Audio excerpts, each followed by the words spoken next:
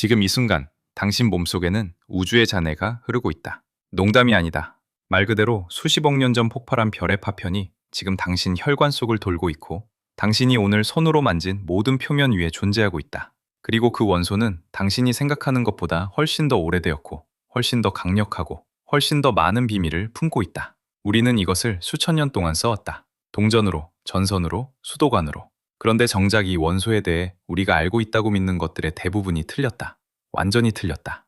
오늘 내가 이 이야기를 처음부터 끝까지 다 털어놓고 나면 당신은 아마 집안을 한번 둘러보게 될 것이다. 그리고 평범하게 보이던 것들이 갑자기 다르게 느껴지기 시작할 것이다. 이 원소에 처음 제대로 관심을 갖게 된 건 아주 사소한 순간이었다. 어느 날 오래된 서랍을 정리하다가 낡은 동전 하나가 손바닥 위로 굴러들어왔다. 표면이 거칠고 가장자리는 닳아 있었고 색은 탁한 주황빛과 갈색 사이 어딘가였다. 나는 별 생각 없이 그걸 손가락 사이에 끼우고 문질렀다. 그리고 손을 코 가까이 가져갔는데 그 순간 누구나 알고 있는 그 냄새가 났다. 차갑고 날카롭고 약간 쓴 느낌이 섞인 그 냄새. 우리가 평생 금속 냄새라고 불러온 바로 그것. 나는 그냥 지나쳤다. 당연히 그랬다. 그게 금속 냄새라는 건 어릴 때부터 알고 있던 사실이었으니까. 그런데 나중에 알게 됐다. 그 냄새는 금속에서 나는 게 아니었다. 금속은 냄새가 없다. 물리적으로 불가능하다. 금속은 상온에서 휘발성이 없다. 공기 중으로 분자를 날려보낼 수가 없다는 뜻이다. 철도, 아연도, 주석도, 구리도 마찬가지다. 냄새가 나려면 분자가 공기 중에 떠다녀야 하는데 금속은 그게 안 된다. 그렇다면 내가 방금 맡은 그 냄새는 무엇이었을까? 답이 나왔을 때 솔직히 잠깐 멈칫했다. 그건 내 피부였다. 구리 이온이 손바닥 표면의 지질 분자와 반응해서 그것을 분해하고 그 과정에서 생긴 휘발성 화합물이 공기 중으로 퍼진 것이다. 내가 맡은 건 금속 냄새가 아니라 구리가 내 피부를 미세하게 분해하면서 만들어낸 물질이었다. 다시 말하면 나는 내 살이 아주 조금 부서지는 냄새를 맡은 것이다. 이게 불편하게 들릴 수 있다는 거 안다. 근데 여기서 멈추면 안 된다. 왜냐하면 이게 구리가 하는 일 중에서 가장 약하고 가장 사소한 것이기 때문이다. 구리는 단 한 번의 접촉으로 당신의 피부 위에서 화학 반응을 일으킨다. 허락을 구하지 않고 신호도 없이 아주 조용하고 빠르게. 그리고 이 특성이 인류 역사 전반에 걸쳐 어떤 결과를 만들어냈는지 알게 되면 금속을 바라보는 시선이 달라진다. 완전히. 지금 이 이야기를 처음부터 끝까지 같이 따라가면서 우리가 얼마나 많은 것을 잘못 알고 있었는지 함께 확인해보자. 구리 하나로 이렇게 깊은 데까지 내려갈 수 있다는 게 지금도 좀 놀랍다. 이 채널에서 계속 이런 이야기를 나누고 싶다면 구독과 좋아요를 눌러주면 정말 큰 힘이 된다. 자, 그럼 계속 가보자. 방금 내가 한 그 얘기, 구리 이온이 피부를 분해한다는 거. 그게 그냥 일회성 반응이 아니다. 이 특성은 구리가 가진 근본적인 성질에서 나오는 것이고 그 성질이 살아있는 세포에 닿으면 어떤 일이 벌어지는지를 알면 이야기가 완전히 달라진다. 구리 이온은 세균 세포막의 단백질에 달라붙는다. 구체적으로는 황을 포함한 막 단백질에 결합하는데 이게 마치 자물쇠에 맞지 않는 열쇠를 억지로 꽂는 것처럼 막의 구조 자체를 무너뜨린다. 막이 뚫리면 세포 안으로 이물질이 쏟아져 들어오고 삼투압 균형이 무너지면서 세포 전체가 흔들린다. 그런데 구리는 여기서 멈추지 않는다. 세포 안으로 들어간 구리 이온은 활성산소를 만들어낸다. 이 활성산소가 세균의 유전자를 공격한다. 한 곳이 아니다. 수십 곳을 동시에. 세균은 유전자 손상을 복구하는 기능이 있는데 이렇게 동시다발적으로 공격이 들어오면 복구 시스템 자체가 따라가지 못한다. 고칠 수가 없는 것이다. 결국 세균은 분열도 못하고 유전 정보도 전달하지 못하고 그냥 사라진다. 소리도 없이 흔적도 없이. 그리고 이 모든 과정이 구리 표면 위에서 자동으로 일어난다. 전기도 필요 없고 약품도 필요 없고 누가 켜고 끄는 것도 없다. 그냥 구리라는 물질이 그 자리에 있다는 것만으로 충분하다. 지금 당신 집 어딘가에 구리로 된 것이 있다면 그 표면 위에서 지금 이 순간에도 이 일이 벌어지고 있다. 수도꼭지, 오래된 열쇠, 동전, 구리 파이프. 아무도 모르고 아무도 보지 못하지만 구리는 지금도 일하고 있다. 이게 얼마나 강력한지 실감이 안 된다면 숫자로 보자. 현대의학이 사실상 손을 놓은 특정 내성세균이 있다. 거의 모든 항생제가 듣지 않아서 병원에서도 두려워하는 그 균이 스테인리스 표면 위에서 며칠을 버틴다. 며칠이다. 그런데 구리 표면 위에서는 2시간 안에 사라진다. 코로나 바이러스로 전 세계가 혼란스럽던 시기에 발표된 연구에서도 비슷한 결과가 나왔다. 그 바이러스는 플라스틱 위에서 사흘 가까이 살아남았고 스테인리스 위에서는 이틀을 버텼다. 구리 위에서는 4시간이면 끝이었다. 6배 차이다. 약도 아니고 소독제도 아니고 그냥 금속 하나가 낸 차이가 6배다. 이 데이터가 공식적으로 확인되고 검증된 것이 이미 꽤 됐다. 실제 병원에서 문손잡이와 난간을 구리 합금으로 바꾼 결과 원내 감염이 절반 이상 줄었다는 임상 결과도 있다. 그런데 지금 당신 주변 병원의 문손잡이는 무엇으로 만들어져 있는가? 대부분 스테인리스다. 이게 말이 되는 상황인가? 나는 이 사실을 처음 알았을 때 진짜 뭔가 잘못됐다는 느낌이 들었다. 왜 이 내용이 교과서에 없는가? 왜 이걸 아무도 말하지 않는가? 그 질문을 파고들수록 이야기는 점점 더 깊은 곳으로 내려갔다. 그리고 그 깊은 곳에서 나온 첫 번째 답은 구리가 어디서 왔는지부터 알아야 한다는 것이었다. 그 시작점은 지구가 아니다. 구리가 세균을 죽인다는 사실보다 더 충격적인 게 있다.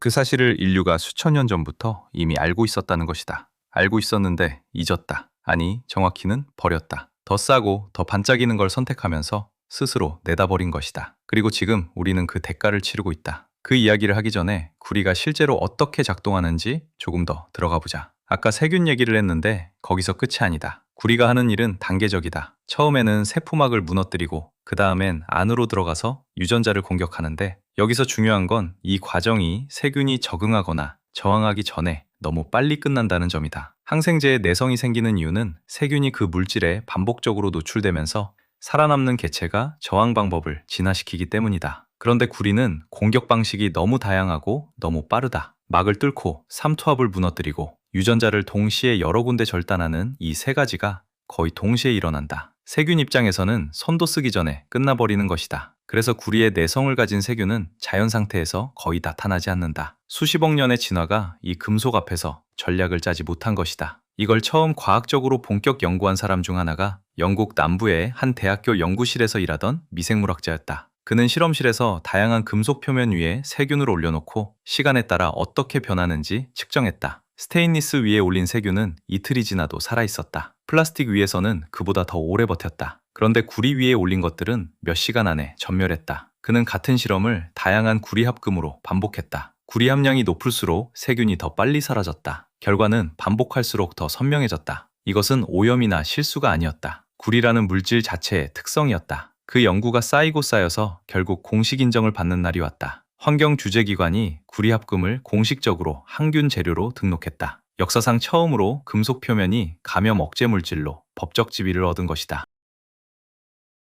그리고 실제로 한 병원에서 병실 내의 여러 접촉 표면을 구리 합금으로 교체하는 실험을 했다. 문손잡이, 침대 난간, 링거 스탠드 손잡이 같은 것들이다. 결과는 원내 감염이 절반 넘게 줄었다. 약을 바꾼 게 아니고 청소 방식을 바꾼 게 아니고 그냥 손이 닿는 표면의 재질을 바꿨을 뿐이다. 그런데 지금 전 세계 대부분의 병원은 여전히 스테인리스 손잡이를 쓴다. 비용 문제도 있고 관성도 있고 여러 이유가 있겠지만 결론적으로 우리는 답을 손에 쥐고도 쓰지 않고 있는 것이다. 이건 구리가 현대에 와서야 발견된 능력이 아니다. 훨씬 오래전부터 인류는 이것을 경험으로 알고 있었다. 다만 이유를 몰랐을 뿐이다. 고대 문서 중에 구리 화합물을 상처 치료에 쓰라고 기록한 것들이 있다. 배를 만드는 사람들이 선체 안쪽에 구리 부스러기를 채워 넣었다는 기록도 있다. 물을 구리 그릇에 담아 마시면 배탈이 덜 난다는 것도 경험적으로 전해졌다. 이 사람들은 세균이 뭔지 몰랐다. 이온이 뭔지도 몰랐다. 그냥 이 금속 옆에 있으면 덜 아프다는 걸 수백 년에 걸쳐 몸으로 익힌 것이다.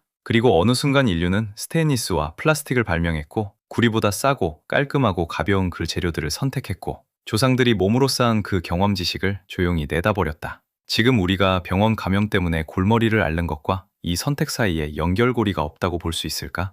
나는 그렇게 생각하지 않는다. 그런데 이것보다 더 오래된 훨씬 더 큰 규모의 이야기가 있다. 그 이야기를 하려면 지구 바깥으로 나가야 한다. 방금까지 구리가 지구 위에서 무엇을 하는지 얘기했다. 이제는 구리가 어디서 왔는지를 얘기할 차례다. 그리고 이 부분이 나한테는 솔직히 가장 머리가 멍해졌던 순간이었다. 구리는 지구에서 만들어지지 않았다. 단 한 원자도. 지금 당신 주머니 속에 동전이 있다면 그 동전을 구성하는 원자 하나하나는 전부 지구 바깥에서 왔다. 그것도 그냥 우주 공간에서 떠돌다 온 게 아니라 어떤 별이 죽으면서 만들어낸 것이다. 구리 원자를 만들려면 양성자 29개와 중성자 34개를 하나의 핵 안에 압축해야 한다. 이걸 하려면 수십억 도의 온도와 상상이 불가능한 수준의 압력이 필요하다. 지구 어디에도 그런 조건은 없다. 태양 내부에도 없다. 태양은 수소를 헬륨으로 바꾸고 헬륨을 탄소로 바꾸고 그렇게 단계적으로 올라가다가 결국 철에서 멈춘다. 철이 끝이다. 태양 같은 별은 구리를 만들 수 없다. 구리를 만들려면 훨씬 더 극단적인 사건이 필요하다. 그 사건이 무엇인지 그걸 알게 됐을 때 나는 잠시 동전을 손에 쥔 채로 멍하니 앉아 있었다. 그 이야기가 다음이다. 태양이 지금 이 순간 폭발해서 사라진다고 해도 구리는 남는다. 태양이 없어도 구리는 존재할 수 있다. 왜냐하면 구리는 태양보다 먼저 태어났기 때문이다. 이게 비유가 아니다. 실제로 우리 태양계 안에 있는 구리 원자들은 태양이 생기기 전에 이미 존재하고 있었다. 운석을 분석하면 이게 나온다. 태양계가 형성되기 전에 이 근방을 떠돌던 먼지와 가스 속에 구리가 섞여 있었다는 증거가 운석 안에 고스란히 남아있다. 그 구리가 어디서 왔냐고? 우리 태양보다 훨씬 먼저 존재했던 다른 별에서 왔다. 그 별이 죽으면서 만들어낸 잔해가 우주 공간을 떠돌다가 우리 태양계를 이루는 원료 안에 섞였고 그 원료가 뭉쳐서 지구가 됐고 그 지구 안에 구리가 박혀 있는 것이다. 지금 내가 이걸 처음 제대로 이해했을 때 솔직히 잠깐 멈췄다. 손 안에 있는 동전 하나가 갑자기 다른 물건처럼 느껴졌다. 이게 그냥 금속 조각이 아니라 어딘가에서 한때 빛나고 있었던 별의 재라는 게. 그러면 그 별은 어떻게 구리를 만들었을까? 여기서 이야기가 엄청나게 커진다. 별 내부에서는 핵융합이 일어난다. 작은 원자핵들이 서로 합쳐져서 더 무거운 원자핵이 되는 과정이다. 수소가 합쳐져서 헬륨이 되고 헬륨이 합쳐져서 탄소가 되고 이렇게 단계를 밟아 올라가는 것이다. 이 과정에서 에너지가 나온다. 별이 빛나는 게 바로 이 때문이다. 그런데 이 사다리에는 끝이 있다. 원소들이 점점 무거워지다가 철에 도달하는 순간 더 이상 에너지가 나오지 않는다. 철보다 무거운 원소를 만들려면 에너지를 집어넣어야 한다. 에너지를 내뿜는 게 아니라 오히려 삼켜야 한다는 뜻이다. 그러니까 별은 스스로의 힘으로는 철에서 멈출 수밖에 없다. 태양도 태양보다 훨씬 큰 별도 핵융합만으로는 구리를 만들지 못한다. 이 벽을 넘으려면 완전히 다른 방식이 필요하다. 그리고 자연이 찾아낸 그 방식은 한마디로 말하면 파괴다. 태양보다 훨씬 크고 무거운 별이 있다. 이런 별은 수억 년에서 수십억 년을 태우다가 어느 순간 중심부가 버티지 못하게 된다. 중심에 철이 쌓이고 쌓여서 한계에 달하면 별 전체가 순식간에 안쪽으로 무너진다. 바깥층이 중심을 향해 엄청난 속도로 쏟아져 내려오는데 그 속도가 빛의 속도의 4분의 1에 달한다. 상상이 되는가? 별 전체가 그 속도로 안쪽으로 함몰되는 것이다. 그러다 중심의 밀도가 어느 한계를 넘어서는 순간 그 압축이 반동을 일으키며 반대 방향으로 폭발한다. 이게 초신성이다.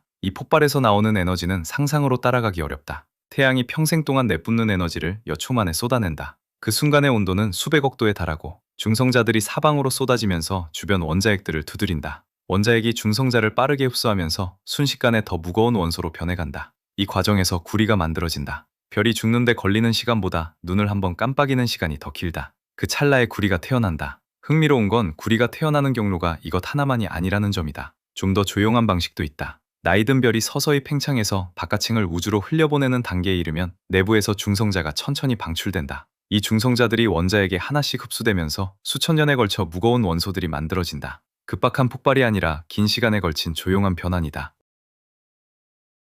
별관 같다. 구리다. 빠른 죽음이든 느린 소멸이든 별이 생애 끝에 다가갈 때 구리를 만들어낸다. 이게 나는 뭔가 이상하게 시적으로 느껴졌다. 어떤 원소는 별이 살아서 활활 타는 동안 태어나고 구리는 별이 꺼져가는 순간에 태어난다. 소멸이 창조의 조건인 것이다. 그렇게 만들어진 구리가 우주로 퍼져나갔고 수십억 년을 떠돌다 지구라는 행성 안으로 들어왔다. 지구가 처음 만들어질 때는 모든 게 녹아있는 상태였다. 엄청난 열 때문에 지구 전체가 액체 덩어리였고 그 안에서 무거운 것들은 중심으로 가라앉고 가벼운 것들은 바깥으로 떠올랐다. 철이나 니켈 같은 아주 무거운 금속들은 깊이 가라앉아서 지구 핵을 이루었다. 구리는 일부는 가라앉고 일부는 중간에 머물면서 지각과 멘틀 안에 섞였다. 그리고 수억 년에 걸쳐 지하수와 열수가 움직이면서 구리가 특정 장소에 농축되었다. 우리가 구리광산이라고 부르는 곳들이 그렇게 만들어진 것이다. 그러니까 광산을 파서 구리를 캐는 행위는 단순히 땅에서 금속을 꺼내는 게 아니다. 수십억 년 전 죽은 별의 잔해를 땅에서 끄집어내는 것이다. 이걸 알고 나면 구리 광산 사진을 다르게 보게 된다. 그 거대한 구덩이 안에 별의 무덤이 있는 것이다. 그런데 이 구리가 처음으로 인간의 손에 들어갔을 때 무슨 일이 벌어졌는지 그 이야기는 우리가 교과서에서 배운 것과 완전히 다르다. 우리가 역사책에서 배운 시간표가 완전히 틀렸다. 교과서는 인류가 금속을 다루기 시작한 시점을 특정 문명과 연결해서 설명한다. 마치 어느 날 갑자기 누군가가 금속을 발견하고 문명이 시작된 것처럼. 그런데 실제 데이터는 그 시간표보다 수천 년 앞을 가리키고 있다. 그리고 더 충격적인 건 그 증거가 아주 오래전부터 우리 눈앞에 있었다는 것이다. 우리가 그냥 제대로 보지 않았을 뿐이다. 지구가 처음 만들어졌을 때 구리가 어떻게 지각 안에 자리를 잡았는지 앞에서 얘기했다. 무거운 것들은 가라앉고 구리는 중간쯤에 남아서 수억 년에 걸쳐 특정 장소에 농축됐다.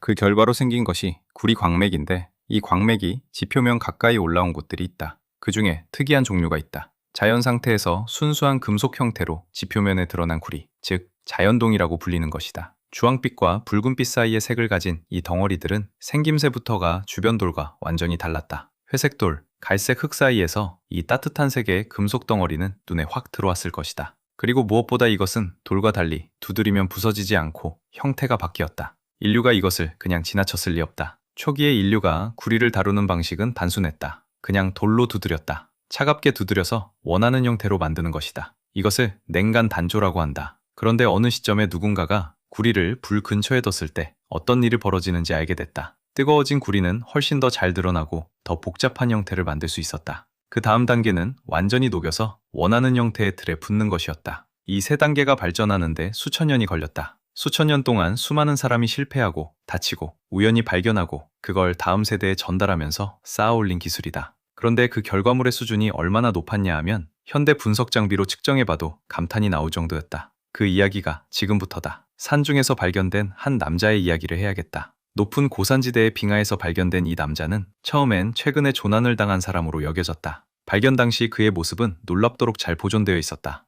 피부도, 머리카락도, 심지어 옷도 형태를 유지하고 있었다. 구조대가 서둘러 꺼내면서 일부가 손상되기도 했는데 그때만 해도 아무도 이게 수천 년 된 사람이라고 상상하지 못했다. 그러다 정밀 연구를 통해 나이가 확인됐다. 5천 년이 넘었다. 5천 년이다. 피라미드가 세워지던 시절과 비슷한 시기의 사람이 빙하 속에 그대로 있었던 것이다. 그의 유품 중에 구리로 만든 도구가 있었다.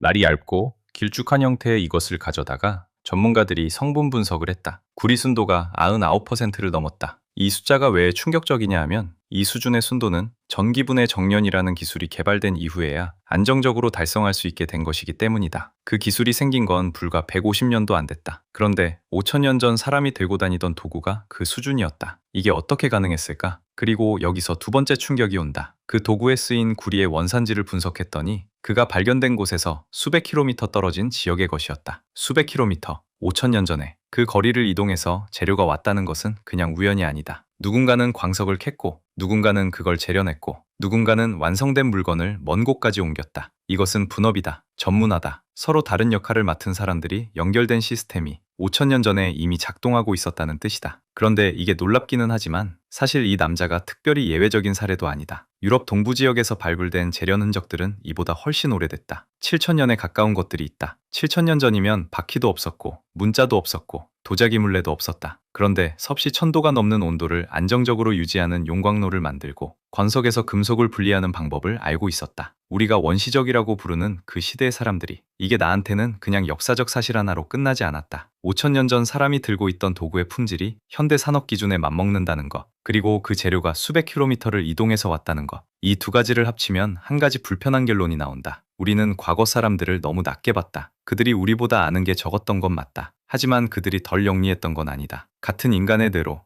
훨씬 제한된 자원으로 우리가 지금 장비를 써야 겨우 달성하는 수준의 결과를 손으로 만들어낸 것이다. 그러면 이 구리 기술이 인류에게 가져다 준 변화가 얼마나 근본적인 것이었는지 그 다음 이야기로 자연스럽게 이어진다. 구리가 인간의 손에 들어온 순간 인류의 역사는 완전히 다른 방향으로 꺾였다. 그런데 그 꺾임이 얼마나 근본적인 것이었는지를 우리는 제대로 실감하지 못하고 있다. 단순히 더 좋은 도구가 생겼다는 게 아니다. 인류가 처음으로 자연의 제약에서 벗어나 자기 뜻대로 물질을 설계하기 시작했다는 것이다. 이게 왜 그렇게 중요하냐고 생각해보면 된다. 돌로 무언가를 만들 때 당신은 돌이 허락하는 범위 안에서만 움직일 수 있다. 돌의 결을 따라가야 하고 돌이 깨지는 방식에 맞춰야 하고 돌이 가진 형태의 제약 안에서 최선을 다해야 한다. 당신이 원하는 게 아니라 돌이 가능하게 하는 것을 만드는 것이다. 구리는 달랐다. 불에 녹이면 어떤 형태든 만들 수 있었다. 틀에 부으면 틀의 모양이 됐다. 가늘게 늘이면 가늘어졌고 얇게 펴면 얇아졌다. 처음으로 재료가 인간의 생각을 따라온 것이다. 이건 단순한 기술 발전이 아니었다. 인간이 자신의 의도를 물질 세계에 직접 새길 수 있게 된 첫 번째 순간이었다. 그리고 이 능력은 폭발적으로 퍼졌다. 낚싯바늘, 바늘, 칼, 화살초, 용기 이것들이 생기면서 사냥의 방식이 바뀌고 농사의 방식이 바뀌고 집을 짓는 방식이 바뀌었다. 구리 하나가 삶의 거의 모든 영역을 동시에 바꾸기 시작했다. 그런데 여기서 한 걸음 더 나아간 발견이 있었다. 구리에 다른 금속을 섞으면 훨씬 더 단단해진다는 것이다. 특히 주석을 섞었을 때 구리 대략 9의 주석 하나 정도의 비율로 섞으면 순수한 구리보다 훨씬 단단하고 날이 오래가고 복잡한 형태로 주조하기도 쉬운 금속이 만들어진다. 이것이 청동이다. 청동이 등장한 순간 이전과 이후는 완전히 다른 세계가 됐다. 청동으로 만든 농기구는 돌 농기구보다 훨씬 효율적이었고 더 넓은 땅을 경작할 수 있게 해줬다. 더 많은 식량이 생겼고 더 많은 인구를 부양할 수 있었다.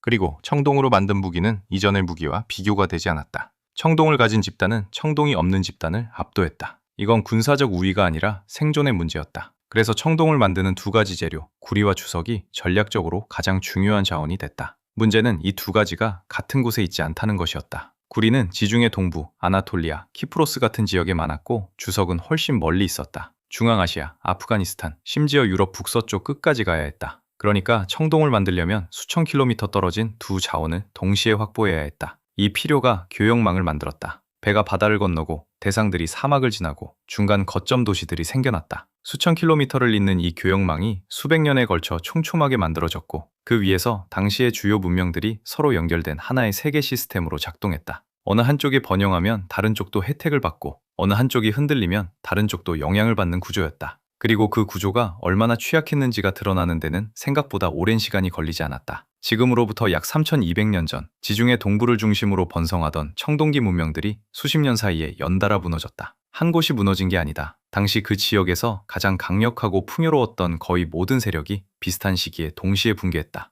아나톨리아 북부에서 내려온 세력은 수도가 불에 탔고 다시 일어서지 못했다. 미케네 문명으로 불리던 그리스 본토의 도시들은 인구가 급격히 줄어들고 문자가 사라졌다. 수백 년간 발전시킨 쓰기 체계가 사라졌다는 건 그걸 가르치고 쓰던 사람들이 그만큼 줄었다는 뜻이다. 레반트 해안의 부유한 항구 도시들은 화재 흔적과 함께 역사에서 사라졌다. 역사가들은 이 붕괴의 원인을 두고 오랫동안 논쟁해왔다. 외부에서 밀려온 이주 집단의 이동이 촉발 요인이 됐다는 설이 있고 수십 년간 이어진 극심한 가뭄이 식량 기반을 무너뜨렸다는 기후 데이터도 있다.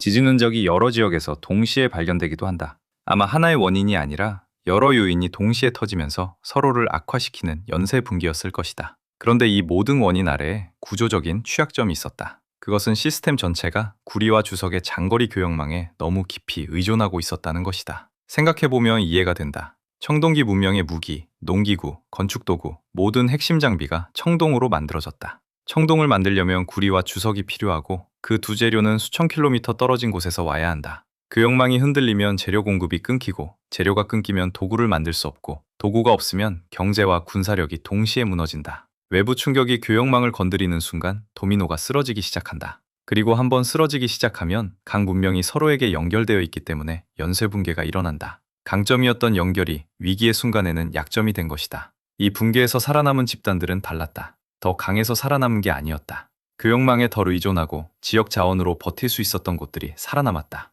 이건 지금 우리가 귀담아 들어야 할 이야기다. 우리의 시스템도 특정 자원의 공급망에 얼마나 깊이 의존하고 있는지, 그 공급이 흔들렸을 때 어디까지 버틸 수 있는지, 3000년 전의 이 붕괴가 그냥 옛날 이야기처럼 들리지 않는 건 나만 그런 게 아닐 것이다. 그런데 이 붕괴 이후에도 구리는 사라지지 않았다. 오히려 다음 제국의 손으로 넘어가면서 완전히 새로운 방식으로 쓰이기 시작했다. 그리고 그 새로운 방식은 금속을 도구나 무기가 아닌 전혀 다른 것으로 사용하는 것이었다. 역사상 가장 거대한 제국 중 하나가 자국민을 상대로 조직적인 사기를 쳤고 그 사기의 도구가 바로 구리였다. 그리고 그 수법은 지금도 똑같이 작동하고 있다. 이름만 바뀌었을 뿐이다. 청동기 문명들이 연달아 무너진 이후 지중해 세계는 수백 년의 혼란을 겪었다.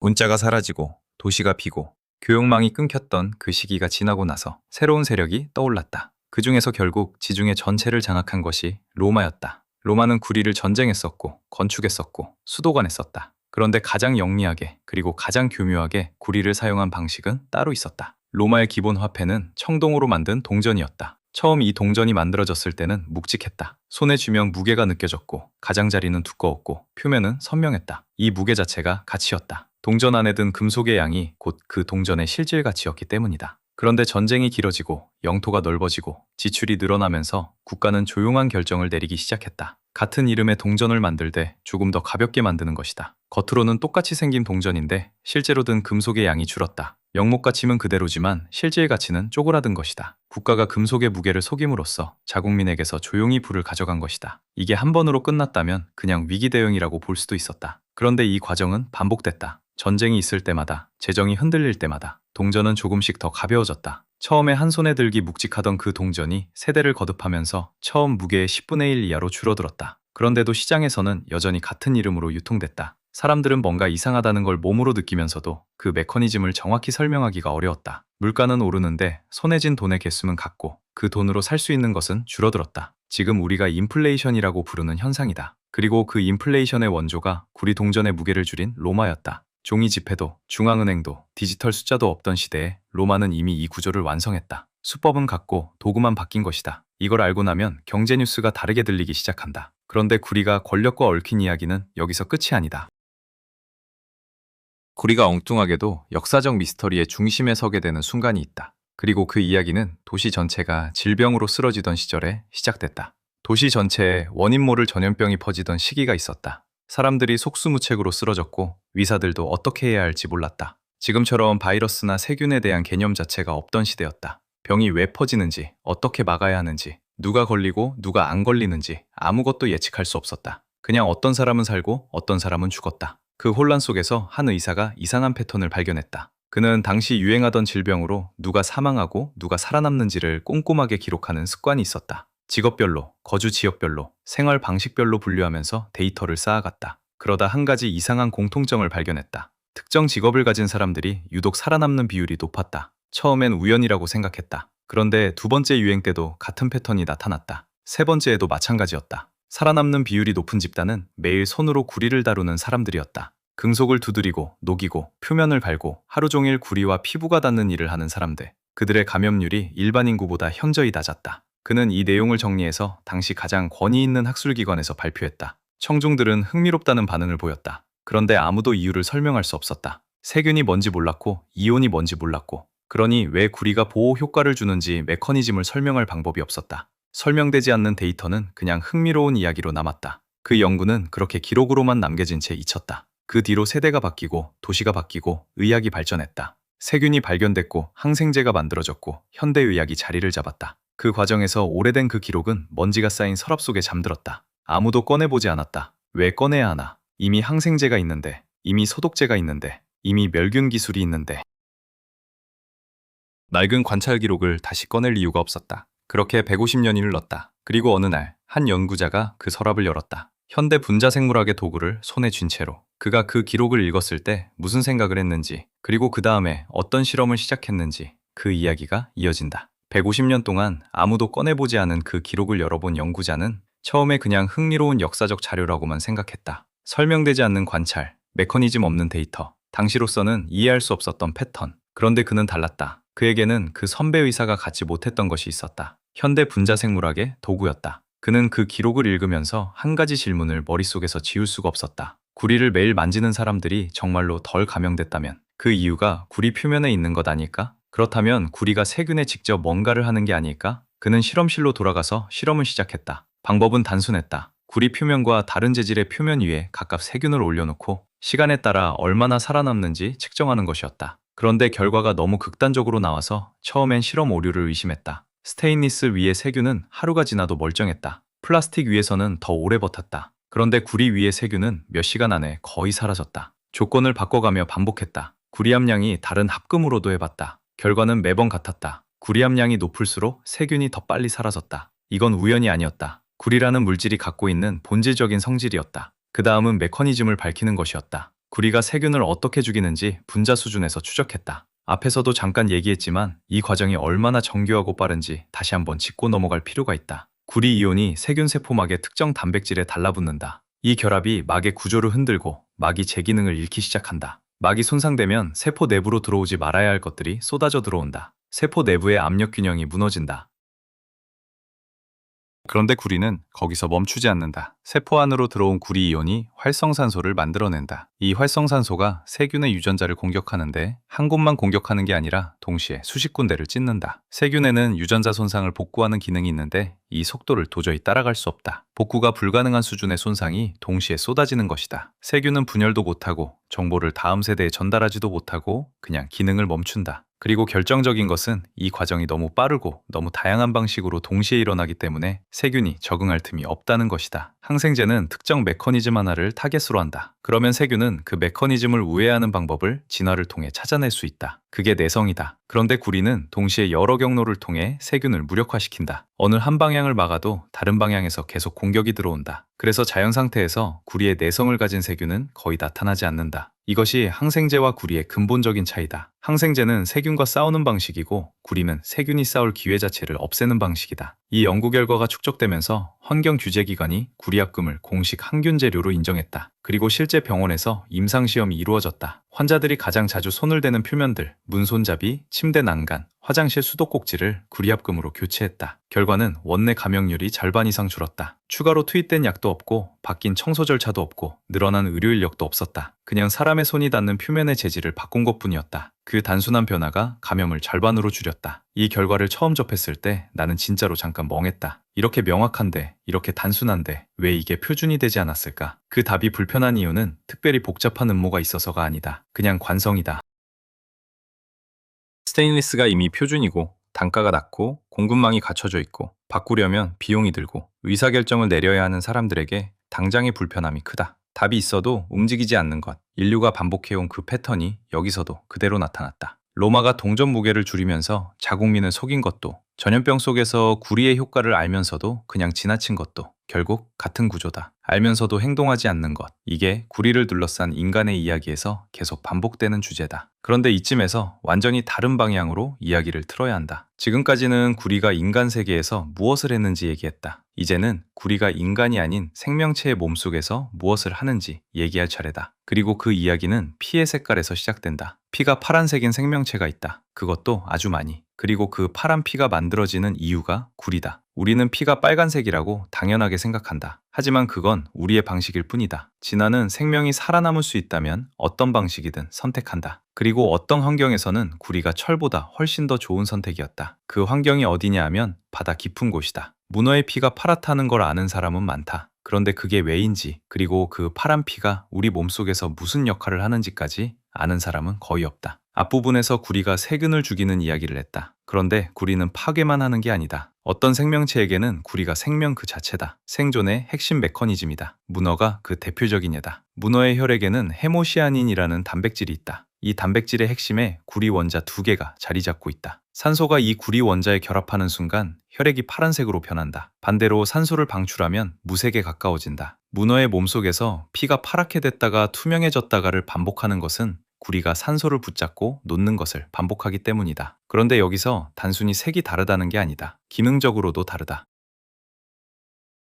우리 혈액 속 헤모글로빈은 철을 기반으로 산소를 운반한다. 이 시스템은 체온이 적당하고 산소 농도가 충분한 환경에서 잘 작동한다. 그런데 수백 미터, 수천 미터 수심의 깊은 바다는 전혀 다른 세계다. 온도는 영하에 가깝고 물속에 녹아있는 산소의 양은 지표면의 몇 분의 1에 불과하다. 이 극한 환경에서 철 기반 혈액의 효율은 떨어진다. 산소를 충분히 잡아두지 못하는 것이다. 반면 구리 기반 헤모시아닌은 낮은 온도와 낮은 산소 농도에서 오히려 더 효율적으로 산소를 포착하고 운반한다. 진화는 깊은 바다라는 극한 환경에 맞는 해답으로 구리를 선택했다. 우리의 방식이 틀린 게 아니라 환경이 다르면 최적의 답도 다른 것이다. 문어뿐만 아니라 갑오징어, 대왕오징어, 그리고 많은 각각류들도 구리 기반 혈액을 사용한다. 이들은 모두 각자의 방식으로 산소를 운반하며 살아간다. 그런데 이 이야기에서 가장 놀라운 부분은 따로 있다. 구리 기반 혈액을 가진 생명체 중에 인류의학 전체를 떠받치고 있는 존재가 있다. 생김새는 마치 투부처럼 생겼고 꼬리가 길고 날카롭게 뻗어 있다. 살아있는 화석이라고 불리는 투부개다. 이 생물은 4억 5천만 년 동안 거의 변하지 않은 채 살아남았다. 지구 역사상 5번의 대멸종을 전부 통과한 것이다. 공룡보다 오래됐고 꽃보다 오래됐고 나무보다도 오래됐다. 투구개의 파란 혈액 안에는 특수한 세포가 있다. 이 세포는 세균의 독소에 닿는 순간 즉각적으로 반응해서 젤처럼 붙는다. 이 반응이 엄청나게 민감하고 정확해서 주사제나 의약품에 세균 독소가 조금이라도 섞여 있으면 탐지해낼 수 있다. 이 성질을 이용해서 만든 검사 방법이 지금 전 세계 제약산업의 표준이다. 당신이 맞는 모든 주사, 복용하는 모든 주사제, 몸 안에 들어가는 모든 의료기기는 이 투구개의 피를 이용한 검사를 거쳤다. 투구개의 파란 피 없이는 현대 의료 시스템이 지금의 형태로 존재하지 못한다. 그리고 그 파란 피를 파랗게 만드는 것이 구리다.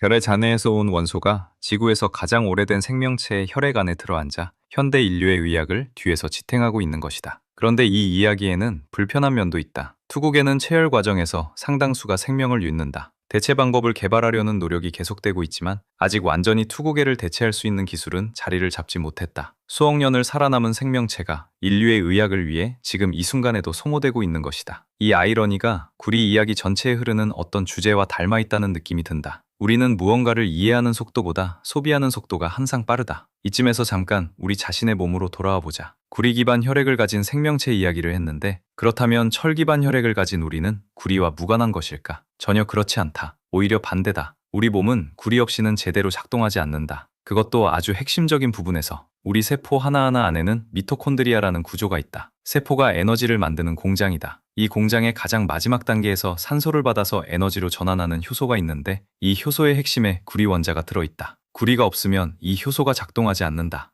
효소가 작동하지 않으면 산소가 있어도 에너지를 만들 수 없다. 숨을 쉬어도 세포가 그 산소를 쓸 수 없다는 뜻이다. 공기가 가득한 방에서 질식하는 것과 같다. 구림은 우리가 숨쉬는 것을 가능하게 해주는 물질이다. 그뿐만이 아니다. 우리 혈액이 빨간색인 이유는 헤모글로빈 안에 철이 있기 때문이다. 그런데 그 철이 헤모글로빈에 제대로 결합하려면 구리 단백질의 도움이 필요하다. 구리가 없으면 철이 있어도 제대로 쓰이지 못한다. 파란 피를 만드는 금속이 빨간 피가 작동하는데도 필수적이라는 것이다. 생각할수록 묘하다. 구리는 우리 몸에서 직접 보이지 않는 곳에서 모든 것을 받쳐주고 있다. 우리가 숨을 쉬는 것, 피가 도는 것, 근육이 움직이는 것, 이 모든 것에 아주 깊은 곳에 구리가 있다.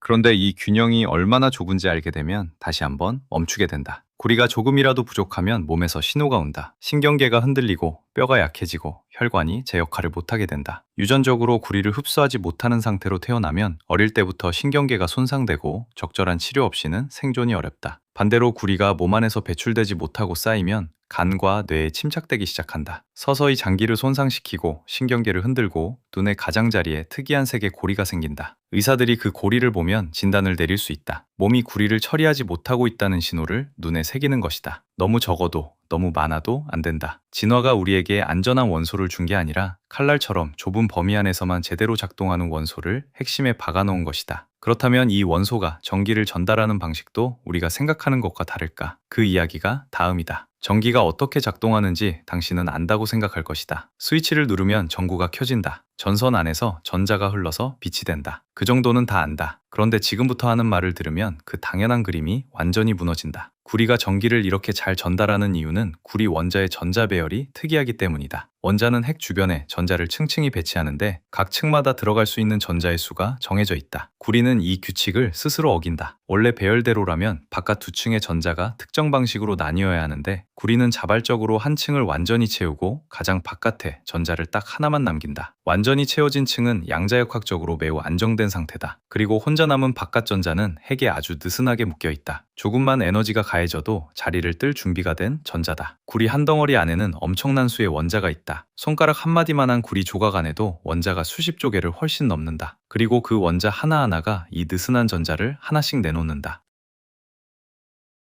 이 전자들이 금속 전체를 자유롭게 떠다니는 거대한 전자구름을 형성한다. 전기장이 가해지면 이 구름이 한 방향으로 쏠리면서 전류가 흐른다. 이 구조 때문에 구리는 전기를 거의 저항 없이 통과시킨다. 은이 조금 더 전도성이 좋지만 가격이 수십 배 비싸기 때문에 사실상 지구의 모든 전기 인프라는 구리로 만들어져 있다. 당신 집 벽 안에 있는 전선, 도시를 가로지르는 고압선, 발전소의 거대한 발전기, 스마트폰 암의 미세한 회로, 전부 구리다. 그런데 여기서 이야기가 이상해진다. 스위치를 켜면 전구가 거의 즉시 켜진다. 그 신호가 전선을 따라 빛의 속도에 가깝게 이동한다는 건 사실이다. 그렇다면 전선 안에서 전자가 엄청난 속도로 달리는 것일까? 직접 측정해보면 완전히 다른 결과가 나온다. 일반 가정용 전선 안에서 전자가 실제로 이동하는 속도는 초당 몇 밀리미터 수준이다. 달팽이보다 느리다. 그런데 신호는 빛의 속도로 전달된다. 이게 어떻게 가능할까? 전선은 전자가 이동하는 통로가 아니라 전자기파가 달리는 궤도다. 전자는 사실 거의 제자리에서 아주 조금씩 앞으로 밀리는 것뿐이다. 그 밀림이 옆으로 전달되고 그 옆이 또 옆으로 전달된다. 한 방향으로 세워놓은 도미노처럼. 도미노 조각 자체는 그 자리에서 넘어질 뿐이지만 넘어지는 파동은 빠르게 끝까지 전달된다. 신호의 속도와 전자의 속도는 전혀 다른 것이다. 우리가 매일 경험하는 전기의 실체가 이것이다. 구리는 전자를 빠르게 이동시키는 게 아니라 신호가 달릴 수 있는 구조를 제공하는 것이다. 이 사실을 제대로 이해하는 사람이 많지 않다. 그리고 구리에 대한 이해가 여기서 멈추는 사람이 대부분이다. 그런데 구리의 진짜 미스터리는 여기가 아니라 전혀 다른 곳에 있다. 구리를 포함한 특정 재료가 어떤 조건에서 완전히 다른 방식으로 작동하기 시작한다는 것이 발견됐을 때 물리학자들은 그것이 무엇을 의미하는지 아직도 완전히 이해하지 못하고 있다. 그 이야기가 다음이다. 물리학 역사상 가장 빠르게 노벨상이 주어진 발견 중 하나가 구리에서 나왔다. 그것도 구리가 직접 전기를 전달하는 방식이 아니라 구리를 포함한 세라믹 물질이 특정 온도 이하에서 전기 저항이 완전히 사라지는 현상에서였다. 전기 저항이 없다는 것은 에너지 손실이 없다는 뜻이다. 전류가 한번 흐르기 시작하면 영원히 흐를 수 있다. 이것을 초전도라고 한다. 초전도 현상 자체는 이미 알려져 있었다. 특정 금속을 절대 0도에 가깝게 냉각시키면 저항이 사라진다는 것은 알고 있었다. 그런데 이것은 사용하기가 너무 어려웠다. 절대 0도에 가까운 온도를 유지하려면 액체 헬륨이 필요하고 액체 헬륨은 다루기도 어렵고 비용도 엄청났다. 그런데 한 연구팀이 구리 산화물을 기반으로 한 세라믹 재료에서 초전도 현상을 발견했는데 그 온도가 기존 이론이 예측하는 한계를 훨씬 뛰어넘었다. 이전 이론으로는 절대 일어날 수 없다고 여겨지던 온도에서 초전도가 나타난 것이다. 물리학계는 흥분했다. 전 세계 연구자들이 비슷한 구조의 재료들을 만들기 시작했고 더 높은 온도에서 초전도가 일어나는 것들이 속속 발견됐다. 심지어 액체 질소로 냉각할 수 있는 온도에서 초전도가 일어나는 재료도 나왔다. 액체 질소는 액체 헬륨보다 훨씬 저렴하고 다루기 쉽다. 이것은 초전도를 실용화할 수 있는 가능성을 열었다. 발전소에서 가정까지 전기를 보낼 때 지금은 에너지의 상당 부분이 열로 손실된다. 초전도 전선을 쓰면 이 손실이 없다. 전 세계에서 낭비되는 이 에너지를 아끼면 발전소 여러 개를 세울 필요가 없어진다. 자기부상 열차도, 핵융합 반응로의 강력한 자석도, 의료 장비도 훨씬 효율적으로 만들 수 있다. 그런데 30년이 넘게 지난 지금도 이 현상이 왜 일어나는지 완전히 설명하는 이론이 없다. 일반 금속의 초전도는 이미 잘 설명된 이론으로 이해할 수 있다. 그런데 구리 산화물 기반 재료의 초전도는 그 이론으로 설명이 안 된다.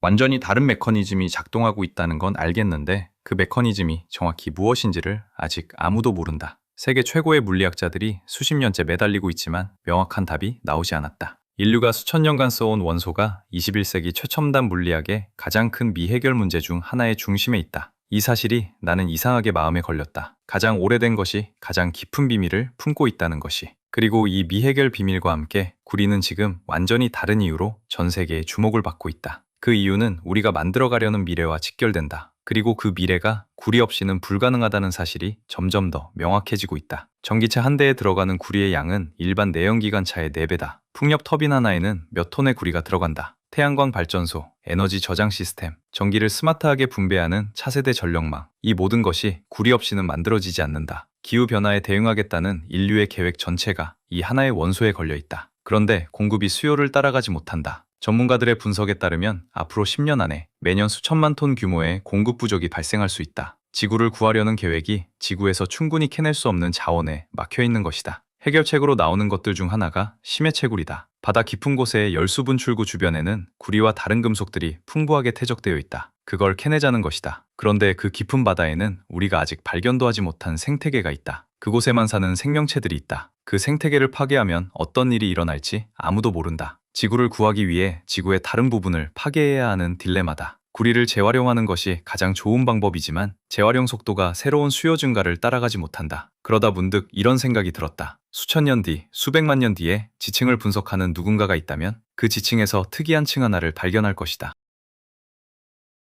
구리가 비정상적으로 농축된 얇은 층. 어떤 존재가 이 금속을 땅에서 꺼내서 온 지구에 퍼뜨렸다는 흔적. 건물이 무너지고 도시가 사라지고 우리가 만든 모든 것이 흙으로 돌아가도 그 구리의 흔적은 암석 안에 남는다. 구리는 산화되어도 사라지지 않는다. 녹슬어 푸른빛이 되어도 그 성분은 그대로 지층 안에 스며든다. 수억 년을 기다려온 원소는 우리가 사라진 후에도 기다릴 것이다. 우리는 구리를 소유한다고 생각한다. 그런데 지질학적 시간의 규모에서 보면 구리는 우리가 태어나기 수십억 년 전부터 있었고 우리가 사라진 후에도 남는다. 우리가 구리를 쓴 것이 아니라 구리의 긴 여정에서 우리가 잠깐 등장해 그것을 빌려 쓴 것이다. 죽은 별에서 태어나서 지구의 깊은 곳에 잠들었다가 인간의 손에 들어와 문명을 만들고 생명을 살리고 전기를 흘리고 그리고 다시 지층으로 돌아갈 원소. 화려하지도 않고 희귀하지도 않고 그냥 늘 거기 있었던 그것이 사실은 모든 것의 기반이었다. 가장 평범하다고 생각했던 것이 가장 깊은 곳에서 모든 것을 바치고 있을 때 우리는 그것을 얼마나 오랫동안 당연하게 여기다가 잃어버리고 나서야 알아챌까. 지금 당신 주변에서 당연하게 여기고 있는 것 중에 사실은 구리처럼 모든 것을 떠받치고 있는데 아직 제대로 보지 못한 것이 있다면 무엇일 것 같은가? 댓글에 남겨주면 좋겠다. 이 이야기가 흥미로웠다면 좋아요와 구독으로 함께해주면 정말 큰 힘이 된다.